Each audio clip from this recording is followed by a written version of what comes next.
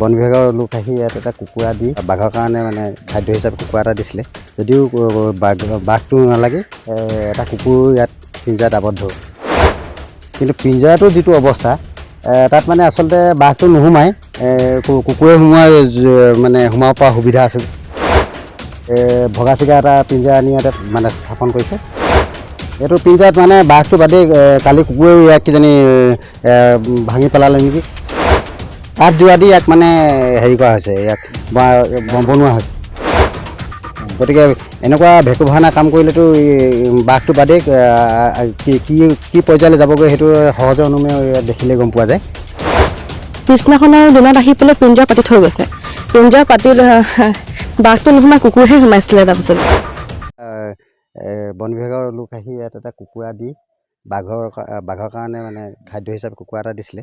যদিও বাঘটো নালাগে, এটা কুকুৰ ইয়াত পিঞ্জাত আবদ্ধ হ'ল।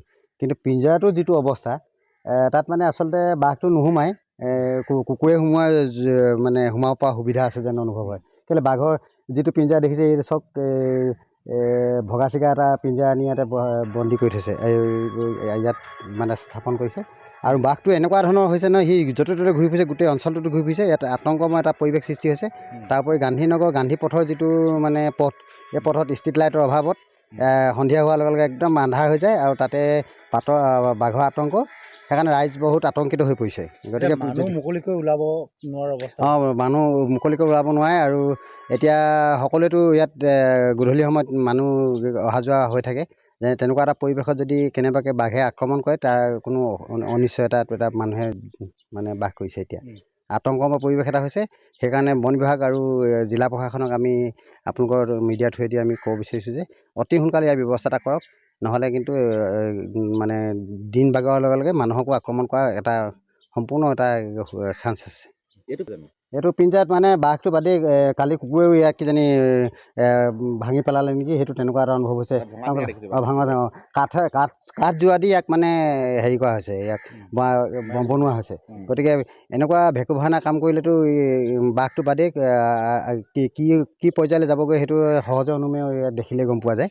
গতিকে বন বিভাগৰ লোকে ইয়াত ডাঙৰ এটা পিঞ্জৰা পাতি যাতে বাঘটোক মানে ধৰিব পাৰে তাৰ ব্যৱস্থা কৰিব লাগে। আচলতে আপোনাৰ 6 তাৰিখৰ কথা এইটো। 6 তাৰিখে আমিতো শুবই পৰা নাই ৰাতিটো। 2টা বজাৰ পৰা আপোনাৰ ৰাতিপুৱা 5টালৈকে সিটো একদম বাঘটো মানে সোমাইছে। মানে আমিতো ওলাব পৰাই নাই। সি মানে কান্দি থকা শুনিছোঁ, গোজৰ মৰা শুনিছোঁ। আৰু তাৰপিছতে কুকুৰবোৰ পলাইছে আৰু তাৰ মাতটো শুনি পেলাই। তো তেনেকৈ ৰাতিপুৱা 5টা বজাই দিলে আৰু তেনেকৈ শুবই নোৱাৰিলোঁ। তাৰ পিছদিনাখন আকৌ ৰাতি প্ৰায় 9টা বজাত আকৌ আহিছে মানে। তাৰপিছত কিবা গোন্ধ পাইছোঁ আমি, সি অহাৰ গোন্ধও পাইছোঁ। তাৰপিছতে সি আকৌ মানে কুকুৰখিনি তেতিয়া আকৌ ভুকিছে। তাৰপিছত আমি লগে লগে আৰু ফৰেষ্ট ডিপাৰ্টমেণ্টত ফোন কৰিলোঁ। ফৰেষ্ট ডিপাৰ্টমেণ্টত ফোন কৰি আৰু তেখেতলোক আহিলে, 15 মিনিটতে পালেহি তেখেতলোক। পোৱাহি পিছত আৰু চব চালে, আৰু তাৰ খোজটো দেখি ফটেজটো পালে, কৈছে যে হয় বাঘে হয় বুলি ক'লে। আৰু তাৰপিছতে থাকিলে 2 ঘণ্টামান থাকিলে তেওঁলোক, পূৰা চব চালে আৰু চবফালে টৰ্চ মাৰি চালে। আৰু তাৰপিছতে পিছদিনাখন আৰু দিনত আহি পেলাই পিঞ্জা পাতি থৈ গৈছে। পিঞ্জা পাতি বাঘটো নোসোমাই কুকুৰহে সোমাইছিলে। তাৰপিছতে এতিয়া আকৌ কৈছে যে আজি আকৌ পিঞ্জা দিবহি লাগিব বুলি কৈছে ডাঙৰ। সেইটোৱে আৰু আমি মানে বহুত ভয় খাই আছোঁ মানে। হয়, 6 তাৰিখে দেখিছিলোঁ। তাৰপিছত 7 তাৰিখে সাক্ষাৎ মই 9টা বজাৰ সময়ত দেখিছিলোঁ, টিউবৱেলৰ পিছফালৰ পৰা পাৰ হৈ যোৱা। ৰাতিকে ৰাতি 9টা। পিঞ্জৰাটো কেতিয়া পাতিছে? পিঞ্জৰাটো আপোনাৰ কালি পাতিছে। মানে 2 দিন আহিছে ইয়ালৈ? 2 দিন আহিছে। সেই 7 তাৰিখ দিনাখনে কেঁচা মাৰ গোন্ধ পাইছিলোঁ।